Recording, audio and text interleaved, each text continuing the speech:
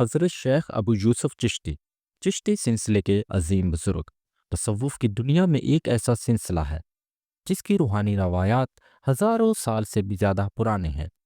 بر صغیر اور خراسان میں جو روحانی نور پھیلا، جو محبت کا پیغام دیا، جو لوگوں کے دلوں کو تبدیل کیا، وہ سب کی بنیاد ایک ایسے بزرگ نے رکھی جن کا نام آج بھی عزت اور احترام کے ساتھ لیا جاتا ہے۔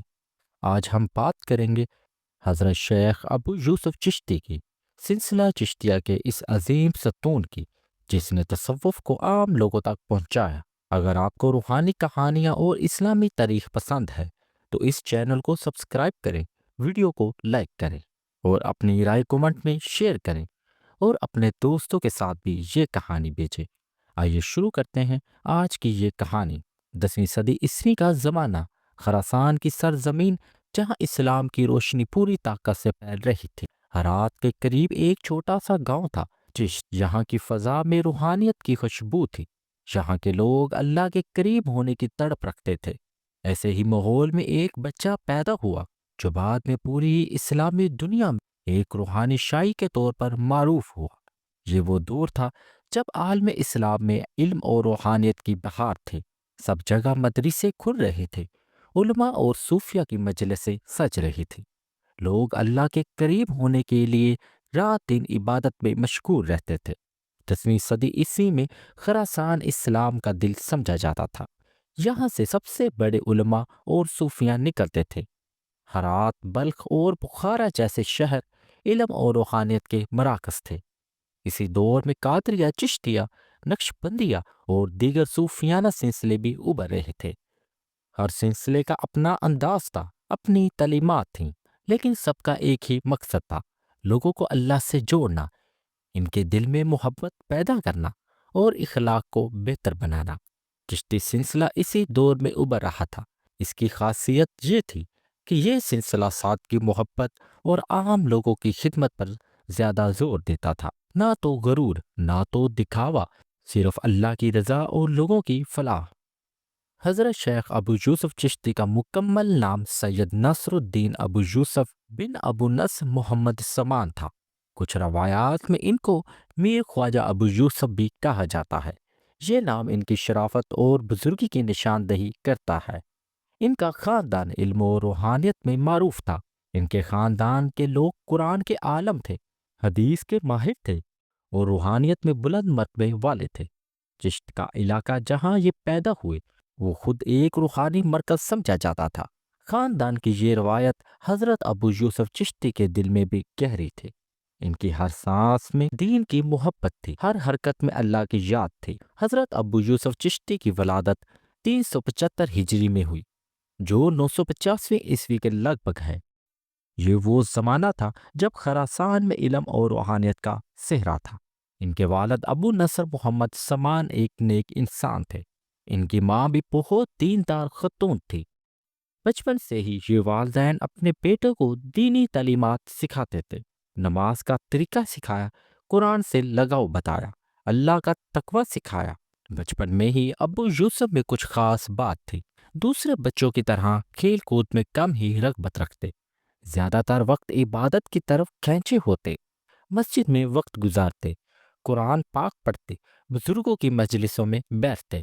یہ ان کے بچپن کی تربیت تھی جو بعد میں ان کو ایک عظیم صوفی بنا گئی۔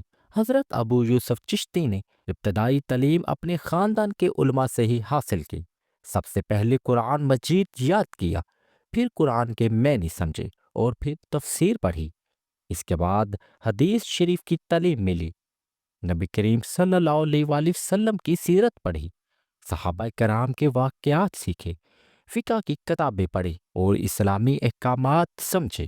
لیکن ان کی سب سے اہم تعلیم روحانیت کی تھی۔ ان کے ماموں حضرت ابو محمد چشتی تھے۔ یہ خود ایک بہت بڑے صوفی تھے اور حضرت ابو اسحاق شامی کے خلفاء میں سے تھے۔ حضرت ابو یوسف نے اپنے ماموں سے بیعت کی، ان کی خانگاہ میں رہے، ان کے پاس بیٹھتے، ان کے اخلاق کو دیکھتے، ان کی عبادت سے متاثر ہوتے۔ یہی ہے اصل تربیت، کتاب سے نہیں، مرشد کی صحبت سے۔ ماموں سے انہوں نے ذکر اللہ کا صحیح طریقہ سیکھا، مراقبے کی تعلیم ملی، روحانی اسرار سے واقفیت حاصل کی۔ دل کو صاف کرنے کا طریقہ سمجھا۔ سالوں کی محنت، عبادت اور ریاضت کے بعد حضرت ابو یوسف چشتی نے روحانیت کے بہت بلند مراتب حاصل کی۔ روایات کے مطابق انہوں نے اسم اعظم اللہ تعالیٰ کے خاص ناموں کی معرفت حاصل کی۔ یہ ایسا علم ہے جو عام لوگوں کے لیے نہیں، صرف وہ لوگ جو اللہ کے بہت قریب ہوں، جنہوں نے اپنے نفس کو مکمل طور پر ختم کر دیا ہو، انہیں یہ علم ملتا ہے۔ وہ طویل خلوتیں گزارتے، خانگاہ کے ایک کونے میں بیٹھ کر اللہ کے ذکر میں مشغول رہتے، دن میں تھوڑا سا کھانا کھاتے، رات کو عبادت میں گزارتے، کبھی بھی سوتے نہیں تھے، ہر وقت اللہ کی یاد میں مشغول رہتے۔ ان کے چہرے پر روحانیت کا نور ہوتا تھا۔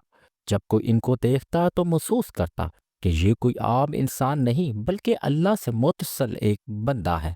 حضرت ابو یوسف چشتی کا سلسلہ چشتیہ کا 11واں بزرگ، اپنے وقت کا شیخ طریقت، روحانی رہنما سمجھا جاتا ہے۔ جب ان کے مرشد ماموں کا انتقال ہوا تو حضرت ابو یوسف سلسلے کے شیخ بن گئے۔ اب ان کے ہاتھ سے لوگ روحانی تربیت حاصل کرتے، ان کی خانگاہ لوگوں کا مرکز بن گئی۔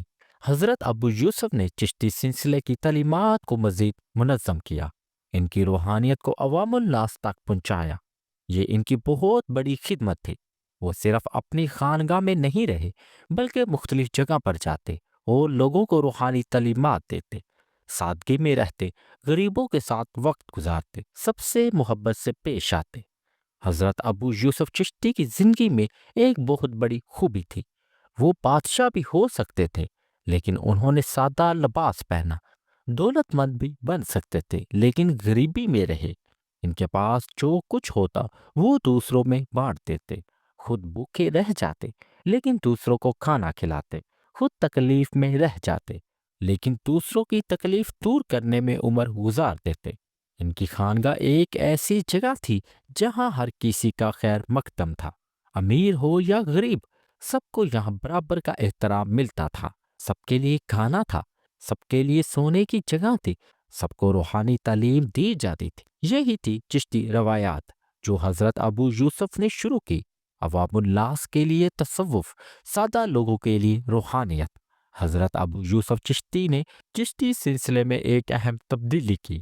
انہوں نے سماع کو یعنی نعت قوالی اور روحانی موسیقی کو روحانی ترقی کا ایک ذریعہ قرار دیا۔ بہت سے سخت لوگ سماع کو غلط سمجھتے تھے، وہ کہتے تھے کہ اللہ کے گھر میں موسیقی نہیں ہو سکتی، لیکن حضرت ابو یوسف کا کہنا تھا کہ اگر یہ موسیقی اللہ کے ذکر کے لیے ہو، اگر اس سے دل اللہ کے قریب ہو، اگر اس میں کوئی غلط نیت نہ ہو، تو یہ نہ صرف جائز ہے بلکہ ایک بہت عمدہ عبادت ہے۔ اسی وجہ سے بعد میں خواجہ معین الدین چشتی اور دوسرے چشتی بزرگوں نے قوالی اور نعت کو بہت اہمیت دی۔ آج بھی درگاہوں پر قوالی ہوتی ہے، یہ حضرت ابو یوسف کی ہی تعلیم ہے۔ حضرت ابو یوسف چشتی نے چشت میں اپنی خانگاہ قائم کی۔ یہ خانگاہ صرف ایک عمارت نہیں تھی، یہ روحانی تربیت کا ایک مکمل ادارہ تھا۔ یہاں روز صبح اور شام لوگ جمع ہوتے، پہلے فجر کی نماز ہوتی، پھر قرآن کی تلاوت، پھر حضرت ابو یوسف لوگوں کو وعظ دیتے، انہیں اللہ کے قریب ہونے کا طریقہ سکھاتے۔ دن میں علمی تعلیم ہوتی تھی، قرآن حدیث فقہ پڑھائی جاتی تھی، شام کو اللہ کے ذکر کی مجلس ہوتی تھی، رات کو لوگ نوافل پڑھتے۔ یہ خانگاہ دور دور سے لوگوں کو اپنی طرف کھینچتی تھی۔ جو شخص بھی روحانی راہ میں آگے بڑھنا چاہتے وہ یہاں آتے تھے۔ حضرت ابو یوسف ان کو بیعت کرتے، ان کی روحانی تربیت کرتے، انہیں اللہ کے قریب لے جاتے۔ حضرت ابو یوسف چشتی کے بہت سے شاگرد تھے، یہ شاگرد بھی بعد میں بہت بڑے بزرگ بنے۔ ان میں سب سے اہم ان کا اپنا بیٹا خواجہ مودود چشتی تھے۔ جب حضرت ابو یوسف کی عمر ہو گئی تو انہوں نے اپنے بیٹے کو اپنا جان نشین بنایا۔ حضرت مودود نے باپ کی روحانی روایات کو آگے بڑھایا، وہ بھی ایک بہت بڑے صوفی تھے، انہوں نے بھی لوگوں کو روحانی تعلیمات دی۔ وہ یہی روحانی سلسلہ ہے جو آگے چل کر خواجہ معین الدین چشتی تک پہنچا۔ خواجہ معین الدین چشتی نے ہندوستان میں چشتی سلسلے کو عروج بخشا۔ اجمیر کی درگاہ آج بھی بر صغیر کا سب سے بڑا روحانی مرکز ہے، لیکن ان سب کی بنیاد حضرت ابو یوسف نے ہی رکھی تھی۔ حضرت ابو یوسف چشتی کی تعلیمات میں کچھ اہم نکات تھے۔ اللہ سے محبت، سب سے بہتر عبادت وہ ہے جو محبت سے کی جائے۔ اگر دل میں اللہ کے لیے محبت نہ ہو تو نماز میں بے مقصد ہے۔ روح کی تطہیر، دل کو صاف کریں، غرور، حسد، غصہ یہ سب نکالیں، اللہ کو دل میں بسائیں۔ عوام کے لیے تصوف صرف خانقاہوں میں نہیں بلکہ ہر انسان کے دل میں ہونا چاہیے۔ عام لوگ بھی اللہ کے قریب ہو سکتے ہیں۔ خدمت خلق، لوگوں کی خدمت کرنا ایک بہت بڑی عبادت ہے۔ جو بندہ اللہ کے بندوں کی خدمت کرے اللہ اس سے خوش ہوتا ہے۔ نیکی اور اخلاق، اچھے اخلاق سے رہیں، سب سے محبت سے پیش آئیں اور کسی کو حقیر نہ سمجھیں۔ حضرت ابو یوسف چشتی کا اثر صرف خانقاہ تک محدود نہ تھا، انہوں نے لوگوں کی زندگیاں بدل دیں۔ جو لوگ گمراہ تھے وہ ان کے پاس آ کر ہدایت یافتہ ہوئے، جو لوگ دین سے دور تھے وہ عبادت کی طرف کھینچے، جو لوگ برائیوں میں ملوث تھے وہ توبہ کرتے۔ ان کی عبادت کو دیکھ کر دوسرے لوگ بھی متاثر ہوتے، ان کی سادگی کو دیکھ کر لوگ دنیا سے بے رغبت ہو جاتے، ان کا خدمت خلق دیکھ کر لوگ خود بھی خدمت کرنے لگتے۔ یہ تھا ان کا اثر۔ سب سے پہلے خود عمل کریں اور پھر دوسروں کو سکھائیں۔ حضرت ابو یوسف چشتی 84 سال کی عمر میں پہنچے۔ یہ اللہ کی طرف سے ایک طویل زندگی تھی، ایک طویل تصوف کی زندگی، ایک طویل محبت کی زندگی۔ آخری دنوں میں بھی وہ اللہ کا ذکر کرتے رہے، حالانکہ جسم کمزور ہو چکا تھا، لیکن دل کی آگ ٹھنڈی نہ ہوئی، لوگوں کو نصیحتیں کرتے رہے۔ 13 رجب 459 ہجری کو، جو 20 مئی 1067 عیسوی تھا، ہمارے محبوب بزرگ کی روح اس جسم سے نکل گئی اور اپنے رب سے جا ملی۔ لاکھوں لوگ سوگ میں ڈوب کے سب رو رہے تھے۔ ایک عظیم روح، ایک بہترین انسان، ایک بہترین بزرگ ہم سے جدا ہو گیا۔ حضرت ابو یوسف چشتی کا مزار مبارک چشت شریف افغانستان میں واقع ہے۔ یہ مزار آج بھی برکتوں اور روحانیت کا مرکز ہے۔ ہر سال ہزاروں لوگ یہاں حاضری دیتے ہیں، لوگ اپنی دعائیں کرتے ہیں، اپنی مشکلات لے کر آتے ہیں اور اللہ کے فضل سے ان کی دعائیں قبول ہوتی ہیں۔ مزار پر قوالی ہوتی ہے، نعت شریف پڑھی جاتی ہے اور درود شریف بھی پڑھا جاتا ہے۔ ہر موسم میں، ہر سال میں لوگ یہاں آتے ہیں۔ حضرت ابو یوسف چشتی کے بعد انہوں نے جو روحانی میراث چھوڑی وہ آج بھی موجود ہے۔ سلسلہ چشتیہ اسی بنیاد پر قائم ہے جو حضرت ابو یوسف نے رکھی تھی۔ عوام کے لیے تصوف، محبت کی روحانیت، خدمت خلق، یہ سب چشتی روایات کا حصہ ہے۔ خواجہ معین الدین چشتی، حضرت نظام الدین اولیاء اور حضرت بابا فرید الدین مسعود گنج شکر، یہ سب حضرت ابو یوسف کے روحانی سلسلے سے ہی آتے ہیں۔ حضرت ابو یوسف نے تصوف کو ایک ایسا روپ دیا جو ہر انسان کے لیے دستیاب ہے۔ ہر انسان اللہ کے قریب ہو سکتا ہے، ہر انسان محبت کی روحانیت میں ڈوب سکتا ہے۔